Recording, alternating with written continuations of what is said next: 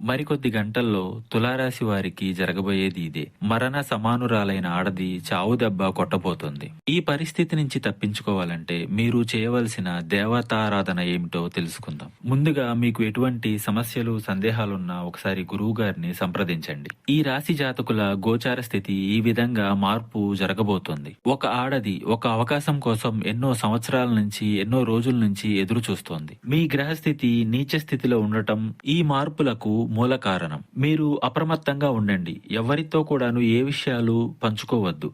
అలాగే మీరు మౌనంగా ఉండండి. ఆ యొక్క స్త్రీ మీ యొక్క బంధుమిత్రుల్లో ఉండొచ్చు, మీ సన్నిహితుల్లో ఉండొచ్చు, అలాగే మీ యొక్క సహోదరుల్లో కూడా ఉండవచ్చు. వారికి ఒక అవకాశం దొరుకుతుంది. మీ మనసుని మీ మాట వెన్నీయకుండా మీ మీద రుద్దేస్తారు. వారి నిర్ణయాలను మీ మీద రుద్దేస్తారు. తత్ఫలితమే మీరు సమాజంలో అబాసుపాలు కావడం, ఉన్నత అవకాశాలను చేజార్చుకోవడం, ధన నష్టం ఇంకా ఎన్నెన్నో జరుగుతాయి. మీరు ముందుగానే జాగ్రత్తగా ఉంటూ మీ ఆలోచనలను ఎవరితో పంచుకోకుండా జాగ్రత్తగా ఉండండి. వీలుంటే వెంటనే దేవాలయానికి వెళ్ళండి. పరమశివుని దర్శించుకోండి. పరమశివునికి మీ కష్టాలను విన్నవించుకోండి. తప్పక సమస్యల నుంచి బయటపడతారు. ఇంకా ఇతరత్ర ఎటువంటి సమస్యలు సందేహాలున్నా గురువు గారిని ఒకసారి సంప్రదించండి.